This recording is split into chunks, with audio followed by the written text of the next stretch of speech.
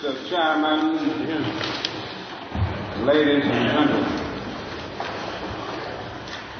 I need not pause to say how very delighted I am to be here tonight, and how very delighted I am to see you expressing your concern about the issues that will be discussed tonight by turning out in such large numbers.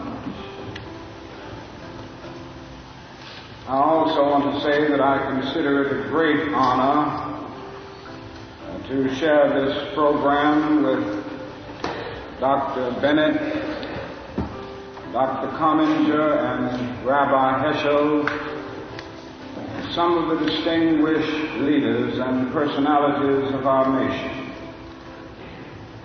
And of course, it's always good to come back to Riverside Church. Over the last 8 years, I have had the privilege of preaching here almost every year in that period. It is always a rich and rewarding experience to come to this great church and this great pulpit. I come to this magnificent house of worship tonight because my conscience leaves me no other choice. I join you in this meeting because I'm in deepest agreement with the aims and work of the organization which has brought us together, clergy and laymen concerned about Vietnam.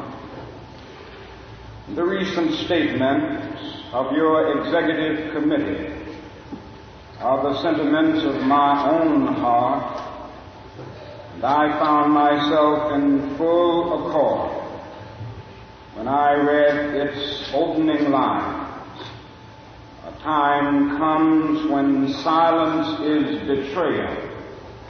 That time has come for us in relation to Vietnam. The truth of these words is beyond doubt, but the mission to which they call us is a most difficult one. Even when pressed by the demands of inner truth, men do not easily assume the task of opposing their government's policy, especially in time of war. Nor does the human spirit move without great difficulty against all the apathy of conformist thought within one's own bosom and in the surrounding world. Moreover, when the issues at hand seem as perplexing as they often do, in the case of this dreadful conflict, we are always on the verge of being mesmerized by uncertainty. But we must move on. Some of us who have already begun to break the silence of the night have found that the calling to speak is often a vocation of agony. But we must speak. We must speak with all the humility that is appropriate to our limited vision. But we must speak. And we must rejoice as well, for surely this is the first time in our nation's history that a significant number of its religious leaders have chosen to move beyond the prophesying of smooth patriotism to the high grounds of a firm dissent based upon the mandates of conscience and the reading of history. Perhaps a new spirit is rising among us. If it is, let us trace its movements and pray that our own inner being may be sensitive to its guidance. For we are deeply in need of a new way beyond the darkness that seems so close around us. Over the past 2 years, as I have moved to break the betrayal of my own silences and to speak from the burnings of my own heart, as as I have called for radical departures from the destruction of Vietnam, many persons have questioned me about the wisdom of my path. At the heart of their concerns, this query has often loomed large and loud. Why are you speaking about the war, Dr. King? Why are you joining the voices of dissent? Peace and civil rights don't mix, they say. Aren't you hurting the cause of your people, they ask. And when I hear them, though I often understand the source of their concern, I am nevertheless greatly saddened, for such questions mean that the inquirers have not really known me, my commitment or my calling. Indeed, their questions suggest that they do not know the world in which they live. In the light of such tragic misunderstanding, I deem it of signal importance to try to state clearly, and I trust concisely, why I believe that the path from Dexter Avenue Baptist Church, the church in Montgomery, Alabama, where I began my pastorate, leads clearly to this sanctuary tonight. I come to this platform tonight to make a passionate plea to my beloved nation. This speech is not addressed to Hanoi or to the National Liberation Front. It is not addressed to China or to Russia. Nor is it an attempt to overlook the ambiguity of the total situation and the need for a collective solution to the tragedy of Vietnam. Neither is it an attempt to make North Vietnam or the National Liberation Front paragons of virtue, nor to overlook the role they must play in the successful resolution of the problem. While they both may have justifiable reasons to be suspicious of the good faith of the United States, life and history give eloquent testimony to the fact conflicts are never resolved without trustful give and take on both sides. Tonight, however, I wish not to speak with Hanoi and the National Liberation Front, but rather to my fellow Americans. Since I am a preacher by calling, I suppose it is not surprising that I have 7 major reasons for bringing Vietnam into the field of my moral vision. That is, at the outset, a very obvious and almost facile connection between the war in Vietnam and the struggle I and others have been waging in America. A few years ago, there was a shining moment in that struggle. It seemed as if there was a real promise of hope for the poor, both black and white, through the poverty program. There were experiments, hopes, new beginnings. Then came the build-up in Vietnam, and I watched this program broken and eviscerated as if it was some idle political plaything of a society gone mad on war. And I knew that America would never invest the necessary funds or energies in rehabilitation of its poor so long as adventures like Vietnam continue to draw men and skills and money like some demonic destructive suction tube. So I was increasingly compelled to see the war as an enemy of the poor and to attack it as such. Perhaps a more tragic recognition of reality took place, and it became clear to me that the war was doing far more than devastating the hopes of the poor at home. It was sending their sons and their brothers and their husbands to fight and to die in extraordinarily high proportions relative to the rest of the population. We were taking the black young men who had been crippled by our society and sending them 8,000 miles away to guarantee liberties in Southeast Asia, which they had not found in Southwest Georgia and East Holland. So we have been repeatedly faced with the cruel irony of watching Negro and white boys on TV screens as they kill and die together for a nation that has been unable to seat them together in the same schools. So we watch them in brutal solidarity, burning the huts of a poor village, but we realize that they would hardly live on the same block in Chicago. I could not be silent in the face of such cruel manipulation of the poor. My third reason moves to an even deeper level of awareness, for it grows out of my experience in the ghettos of the North over the last 3 years, especially the last 3 summers. As I have walked among the desperate, rejected, and angry young men, I have told them that Molotov cocktails and rifles would not solve their problems. I have tried to offer them my deepest compassion while maintaining my conviction that social change comes most meaningfully through nonviolent action. But they ask, and rightly so, what about Vietnam? They ask if our own nation wasn't using massive doses of violence to solve its problem, to bring about the changes it wanted. Their questions hit home, and I knew that I could never again raise my voice against the violence of the oppressed in the ghettos without having first spoken clearly to the greatest purveyor of violence in the world today, my own government.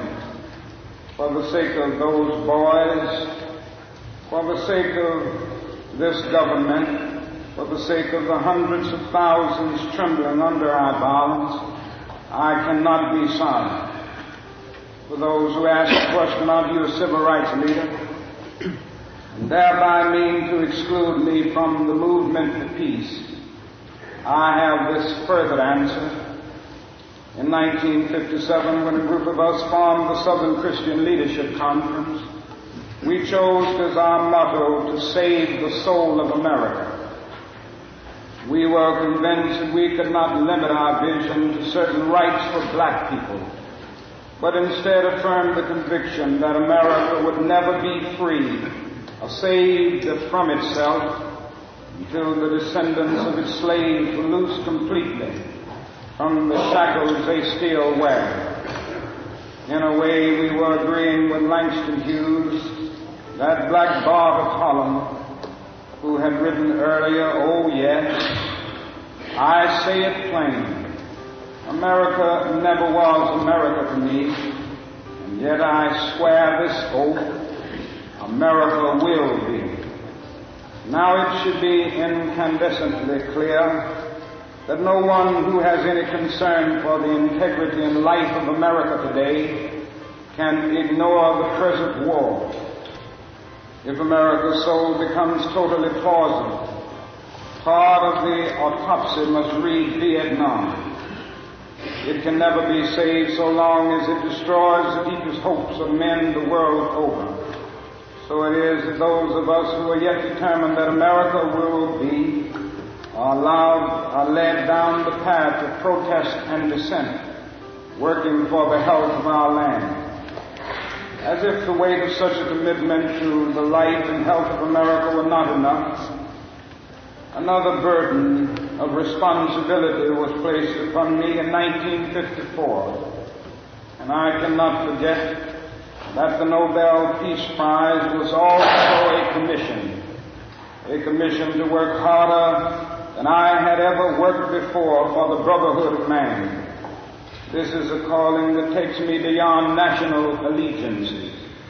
But even if it were not present, I would yet have to live with the meaning of my commitment to the ministry of Jesus Christ. To me, the relationship of this ministry to the making of peace is so obvious that I sometimes marvel at those who ask me why I'm speaking against the war. Could it be that they do not know that the good news was meant for all men, for communists and capitalists, for their children and ours, for black and for white, for revolutionary and conservative. Have they forgotten that my ministry is in obedience to the one who loved his enemies so fully that he died for them? What then can I say to the Viet Cong, or to Castro, or to Mao as a faithful minister of this one? Can I threaten them with death? Or must I not share with them my life? Finally, as I tried to explain to you and for myself the road that leads from Montgomery to this place, I would have offered all that was most valid if I simply said that I must be true to my conviction, that I share with all men the calling to be a son of the living God. Beyond the calling of race or nation or creed is this vocation of sonship and brotherhood, because I believe that the Father is deeply concerned, especially for his suffering and helpless and outcast children. I come tonight to speak for them. This I believe to be the privilege and the burden of all of us who deem ourselves bound by allegiances and loyalties, which are broader and deeper than nationalism, and which go beyond our nation's self-defined goals and positions. We are called to speak for the weak, for the voiceless, for the victims of our nation, for those it calls enemy. For no document from human hands can make these humans any less our brothers. And as I ponder the madness of Vietnam, and search within myself for ways to understand and respond in compassion, my mind goes constantly to the people of that peninsula. I speak now not of the soldiers of each side, not of the ideologies of the Liberation Front, not of the hunting inside gone, but simply of the people who have been living under the curse of war for almost 3 continuous decades now.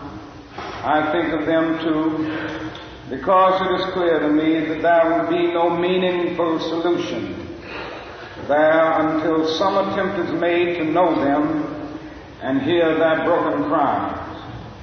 They must see Americans as strange liberators. Vietnamese people proclaimed their own independence in 1954, in 1945 rather, after a combined French and Japanese occupation, and before the Communist Revolution in China. They were led by Ho Chi Minh. Even though they quoted the American Declaration of Independence in their own document of freedom, we refused to recognize them. Instead, we decided to support France in its reconquest of a former colony. Our government felt then that the Vietnamese people were not ready for independence. We again fell victim to the deadly Western arrogance that has poisoned the international atmosphere for so long. With that tragic decision, we rejected a revolutionary government seeking self-determination, and a government that had been established not by China, for whom the Vietnamese have no great love, but by clearly indigenous forces that included some communists. For the peasants, this new government meant real land reform, one of the most important needs in their lives.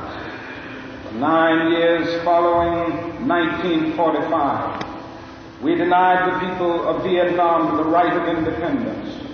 For 9 years, we vigorously supported the French in their abortive effort to recolonize Vietnam. Before the end of the war, we were meeting 80% of the French war cost. Even before the French were defeated at Dien Bien Phu, they began to despair of their reckless action, but we did not. We encouraged them with our huge financial and military supplies to continue the war even after they had lost the will. Soon we would be paying almost the full cost of this tragic attempt at recolonization. After the French were defeated, It looked as if independence and land reform would come again through the Geneva Agreement. Instead, there came the United States, determined that whole should not unify the temporarily divided nation. The peasants watched again as we supported one of the most vicious modern dictators, our chosen man, Premier Diem. The peasants watched and cringed as Diem ruthlessly rooted out all opposition, supported their extortionist landlords, and refused even to discuss reunification with the North. The peasants watched as all of this was presided over by United States influence, and then by increasing numbers of United States troops who came to help quell the insurgency that Diem's methods had aroused. Diem was overthrown. They may have been happy, but the long line of military dictators seemed to offer no real change, especially in terms of their need for land and peace. The only change came from America, as we increased our troop commitments in support of governments which were singularly corrupt, inept, and without popular support. All the while the people read our leaflets and received the regular promises of peace and democracy and land reform. Now they languish under our bombs and consider us not their fellow Vietnamese, the real enemy. They move sadly and apathetically as we herd them off the land of their fathers into concentration camps where minimal social needs are rarely met. They know they must move on or be destroyed by our bombs. So they go, primarily women and children and babies. They watch as we poison their water, as we kill 1 million acres of their crops. They must weep as the bulldozers roar through their areas preparing to destroy the precious trees. They wandered into the hospitals with at least 20 casualties from American firepower for one Viet Cong inflicted injury. So far we may have killed 1 million of them, mostly children. They wander into the towns and see thousands of the children, homeless, without clothes, running in packs on the streets like animals. They see the children degraded by our soldiers as they beg for food. They see the children selling their sisters to our soldiers, soliciting for their mothers. What do the peasants think as we ally ourselves with the landlords, and as we refuse to put any action into our many words concerning land reform? What do they think as we test out our latest weapons on them, just as the Germans tested out new medicine and new tortures in the concentration camps of Europe? Where are the roots of the independent Vietnam we claim to be building? Is it among these voiceless ones?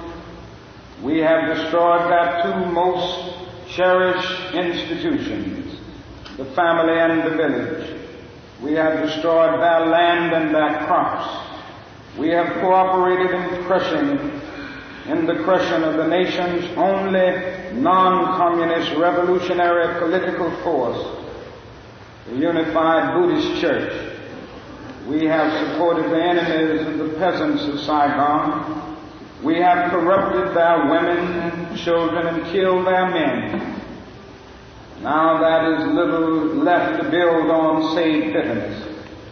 Soon the only solid physical foundations remaining will be found at our military bases and in the concrete of the concentration camps we call fortified hamlets. Peasants may well wonder if we plan to build our new Vietnam on such grounds as these. If we blame them for such thoughts, we must speak for them and raise the questions they cannot raise. These too are our brothers. Perhaps a more difficult but no less necessary task is to speak for those who have been designated as our enemies. What of the National Liberation Front? That strangely anonymous group we call VC of communists. What must they think of the United States of America? And they realize that we permitted the repression and cruelty of DM, which helped to bring them into being as a resistance group in the South. What do they think of our condoning the violence which led to their own taking up of arms?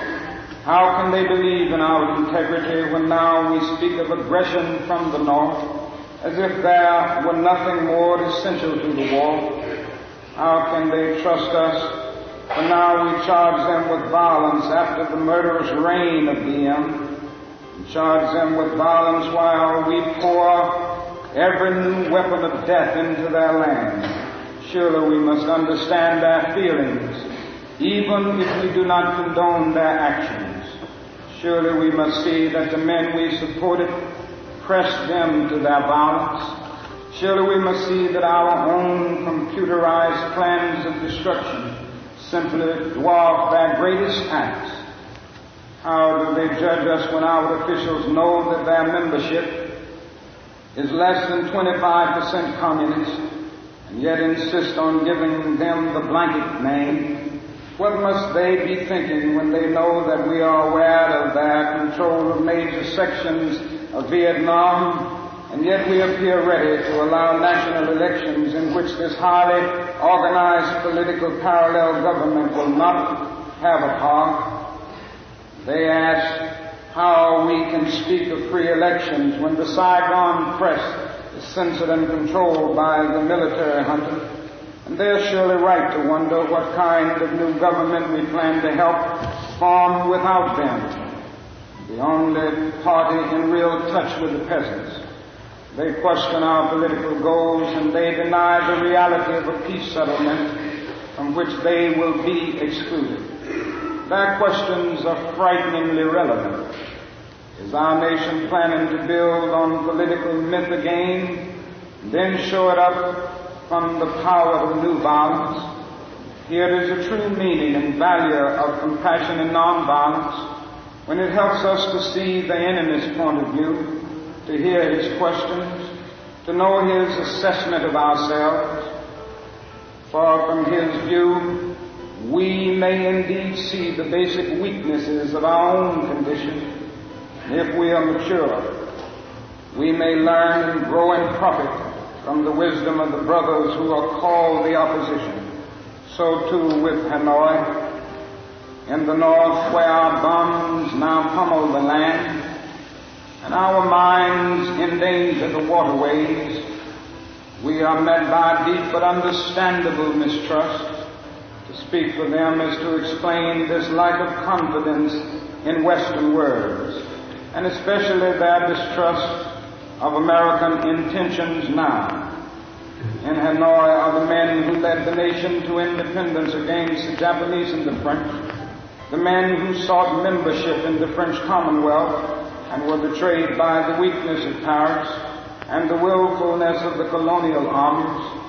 It was they who led a second struggle against French domination at tremendous cost, and then were persuaded to give up the land they controlled between the 13th and 17th parallel as a temporary measure at Geneva.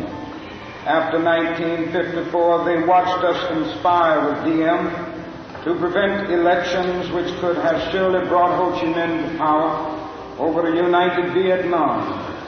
They realized they had been betrayed again. And we ask why they do not leap to negotiate. These things must be remembered. Also, it must be clear that the leaders of Hanoi considered the presence of American troops in support of the DM regime to have been the initial military breach of the Geneva Agreement concerning foreign troops. And they remind us that they did not begin to send troops in large numbers and even supplies into the South until American forces had moved into the tens of thousands. And Nora remembers how our leaders refused to tell us the truth about the earlier North Vietnamese overtures for peace, how the President claimed that none existed when they had clearly been made. Ho Chi Minh has watched as America has spoken of peace and built up its forces. And now he has surely heard the increasing international rumors of American plans for an invasion of the North. He knows the bombing and shelling and mining we are doing a part of traditional pre-invasion strategy.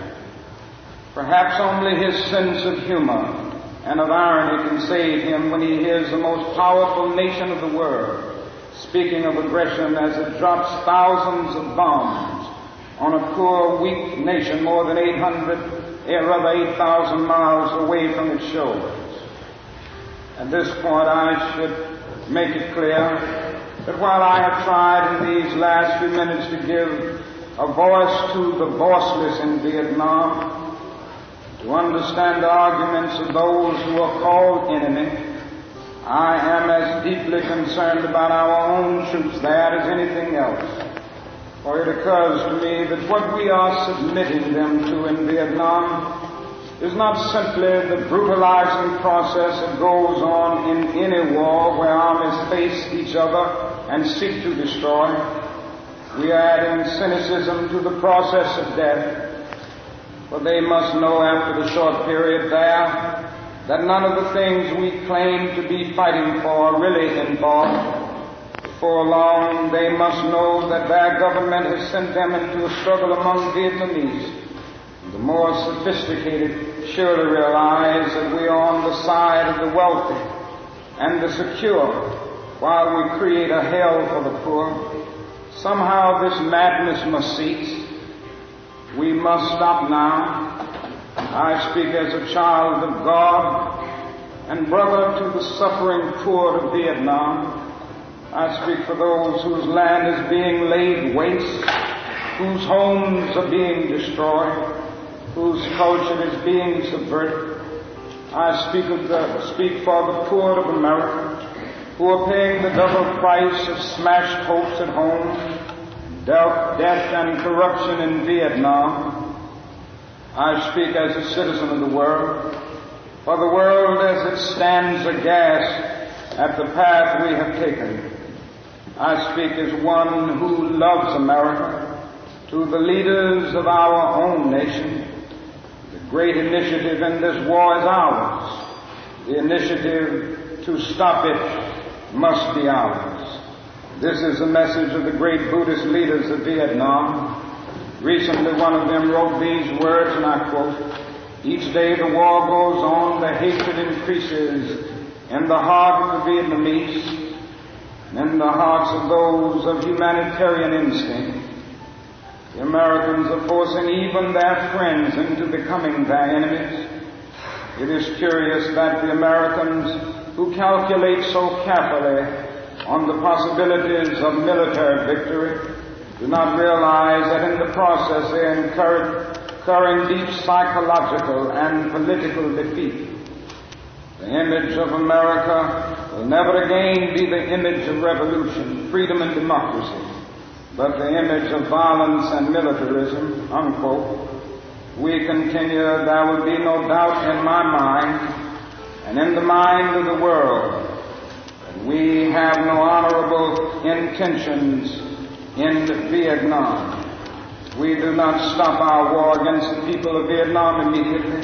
The world will be left with no other alternative than to see this as some horrible, clumsy, and deadly game we have decided to play.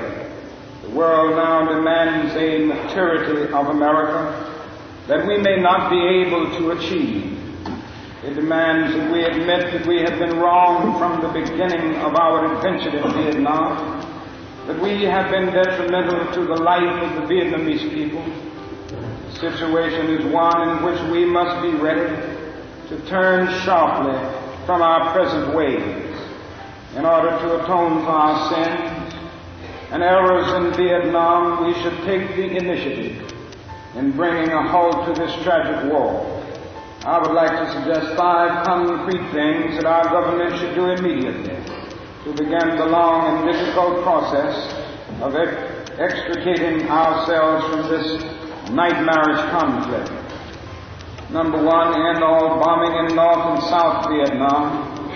Number two, declare a unilateral ceasefire in the hope that such action will create the atmosphere for negotiation. Three, take immediate steps to prevent other battlegrounds in Southeast Asia by curtailing our military buildup in Thailand and our interference in Laos. Four, realistically accept the fact that the National Liberation Front has substantial support in South Vietnam, must thereby play a role in any future Vietnam government. Five, set a date that we will remove all foreign troops from Vietnam in accordance with the 1954 Geneva Agreement. Part of our ongoing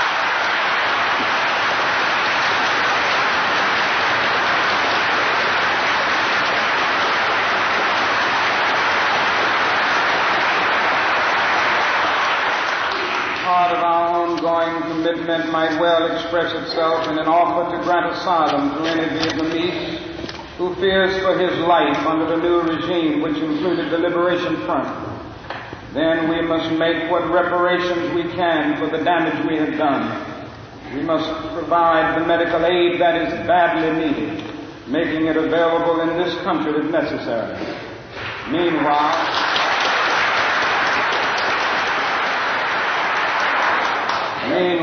we in the churches and synagogues have a continuing task while we urge our government to disengage itself from a disgraceful commitment. We must continue to raise our voices and our lives if our nation persists in its perverse ways in Vietnam. We must be prepared to match actions with words by seeking out every creative method of protest possible.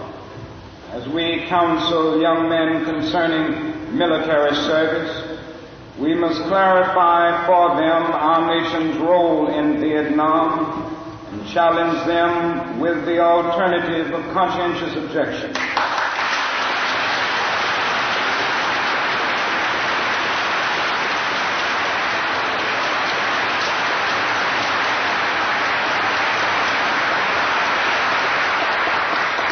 I'm pleased to say that this is the path now chosen by more than 70 students at my own alma mater, Morehouse College, and I recommend it to all who find the American course in Vietnam a dishonorable and unjust one.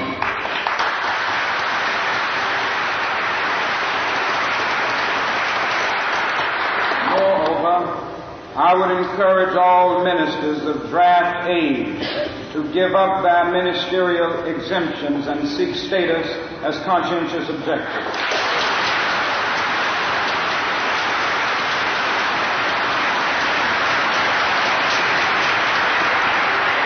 These are the times for real choices and not false ones. We are at the moment when our lives must be placed on the line if our nation is to survive its own folly.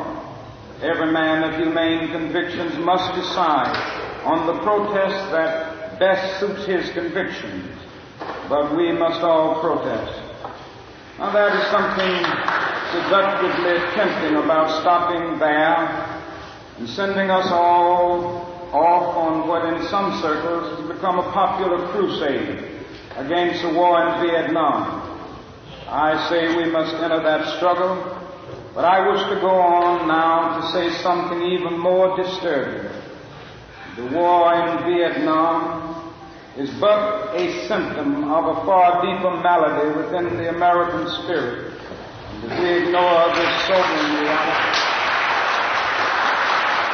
And if we ignore this sobering reality, we will find ourselves organizing clergy and laymen concerned committees for the next generation. They will be concerned about Guatemala and Peru. They will be concerned about Thailand and Cambodia. They will be concerned about Mozambique and South Africa. We will be marching for these and a dozen other names and attending rallies without end unless there is a significant and profound change in American life and policy.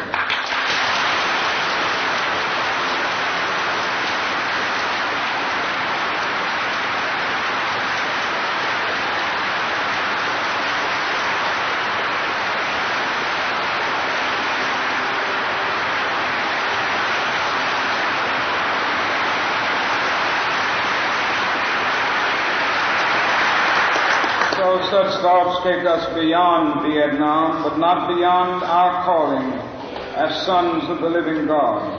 In 1957, a sensitive American official overseas said that it seemed to him that our nation was on the wrong side of a world revolution. During the past 10 years, we have seen emerge a pattern of suppression, which has now justified the presence of U.S. military advisors in Venezuela. This need to maintain social stability for our investment accounts for the counter-revolutionary action of American forces in Guatemala. It tells why American helicopters are being used against guerrillas in Cambodia, why American napalm and Green Beret forces have already been active against rebels in Peru. It is with such activity in mind that the words of the late John F. Kennedy come back to haunt us. 5 years ago he said, "Those who make peaceful revolution impossible will make violent revolution inevitable."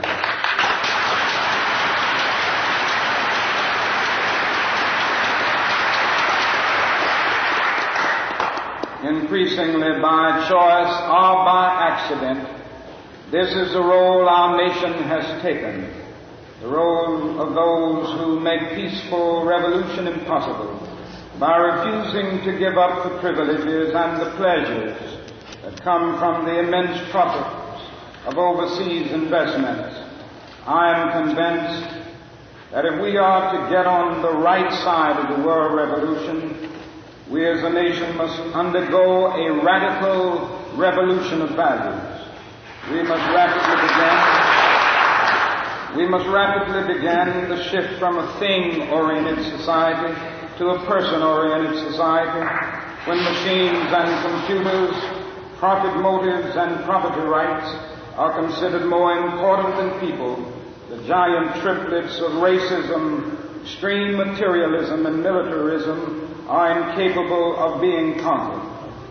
A true revolution of values will soon cause us to question the fairness and justice of many of our past and present policies. On the one hand, we are called to play the Good Samaritan on life's roadside. That will be only an initial act. One day we must come to see that the whole Jericho road must be transformed, so that men and women will not be constantly beaten and robbed as they make their journey on life's highway. True compassion is more than flinging a coin to a beggar. It comes to see that an edifice which produces beggars needs restructuring.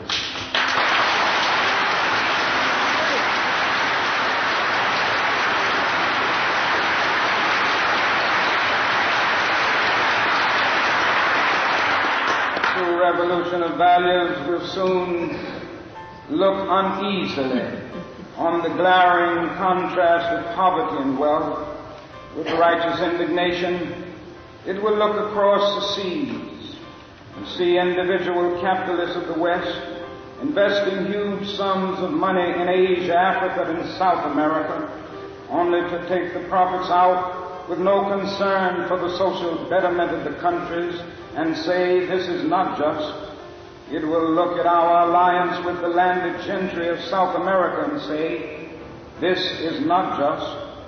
Western arrogance of feeling that it has everything to teach others and nothing to learn from them is not just.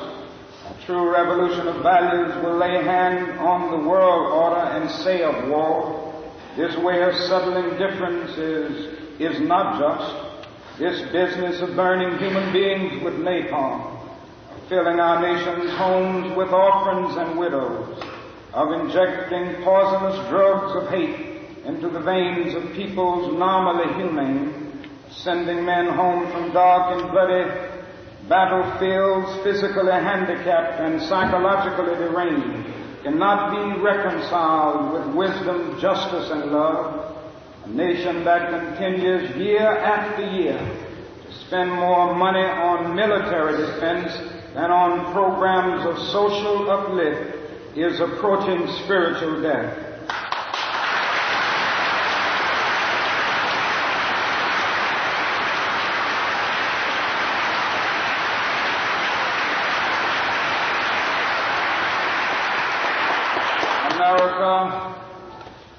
richest and most powerful nation in the world can well lead the way in this revolution of values. That is nothing except a tragic death wish to prevent us from reordering our priorities so that the pursuit of peace will take precedence over the pursuit of war.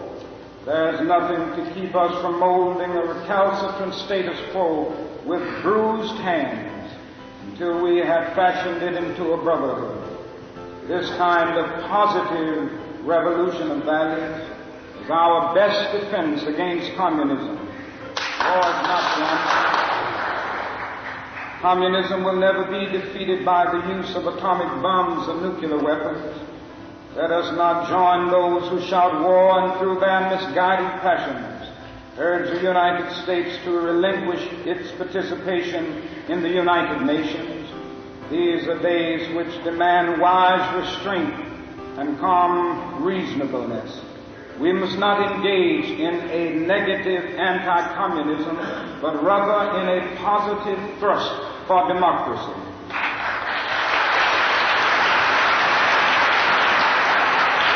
Realizing that our greatest defense against communism is to take offensive action in behalf of justice.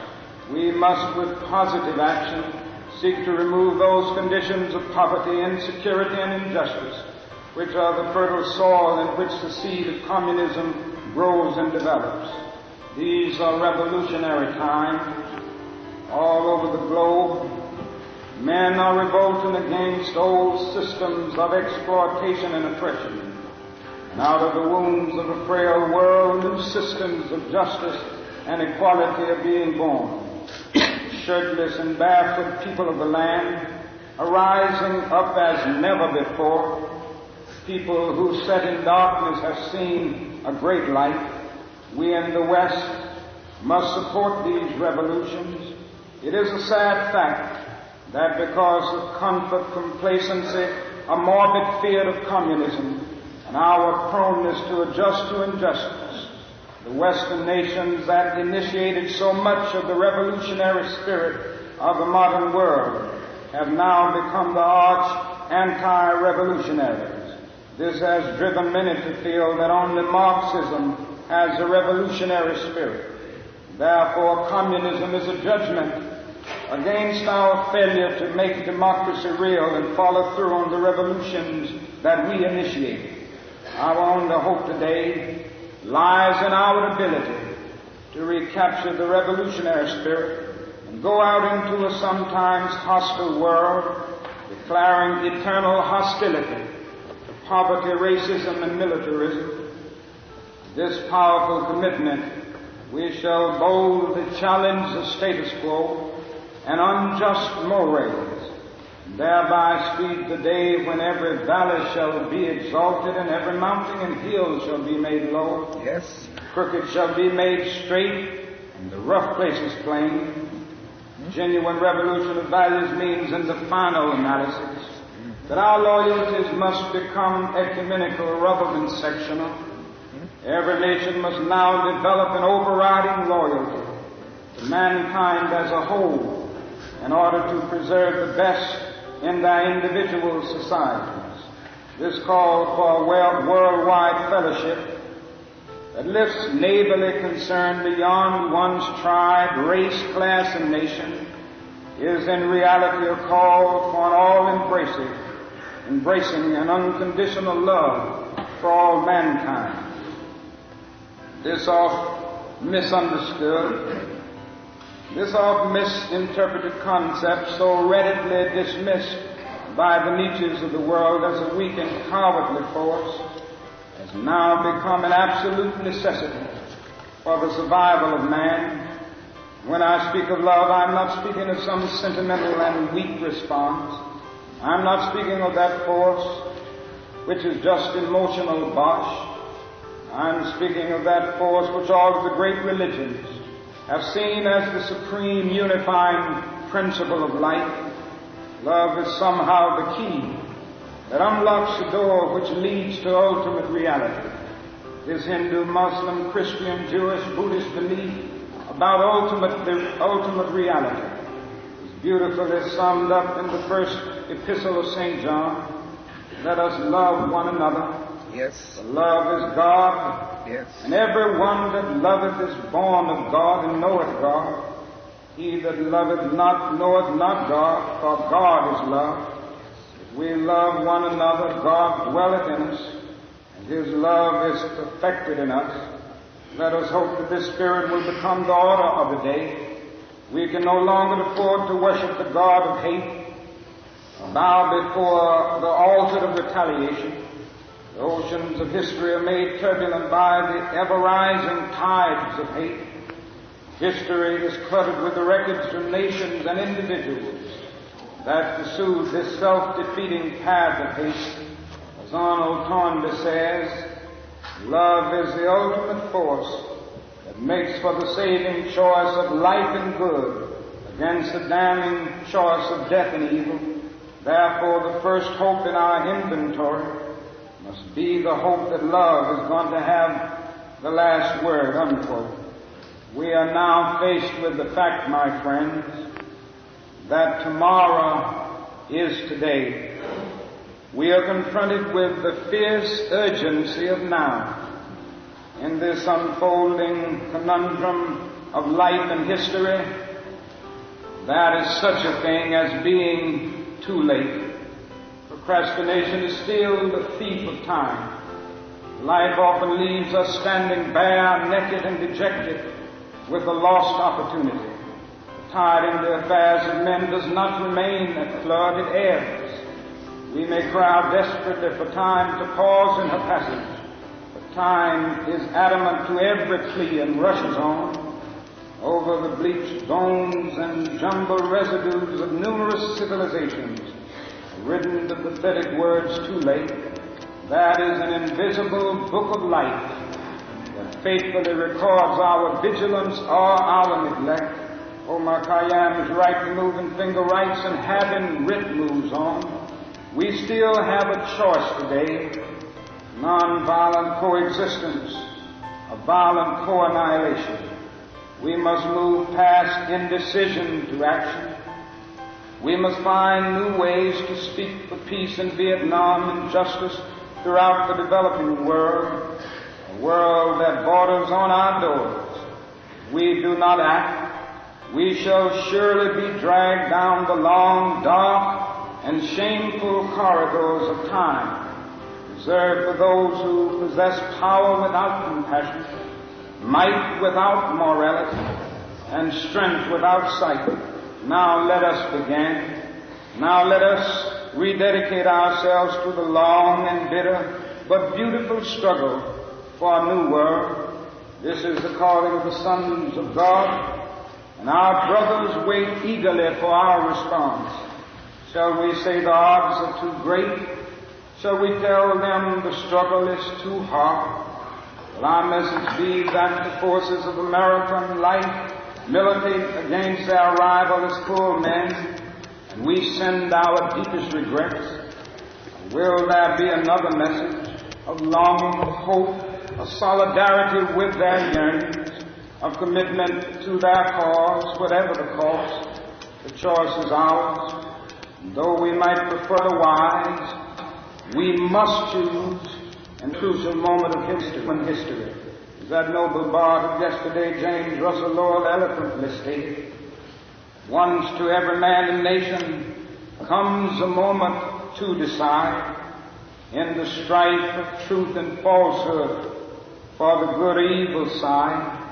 Some great cause, God's new Messiah, often eats the gloom of light, and the choice goes by forever twixt that darkness and that light. Though the cause of evil prosper, yet His truth alone is strong. Though her portion be the scaffold, and upon the throne be wrong, yet that scaffold sways the future. Behind the dim unknown standeth God within the shadow, keeping watch above His own. And if we will only make the right choice, we will be able to transform this pending cosmic elegy into a creative psalm of peace. we will make the right choice. We will be able to transform the jangling discords of our world into a beautiful symphony of brotherhood. We will but make the right choice. We will be able to speed up the day all over America and all over the world when justice will roll down like waters and righteousness like a mighty stream.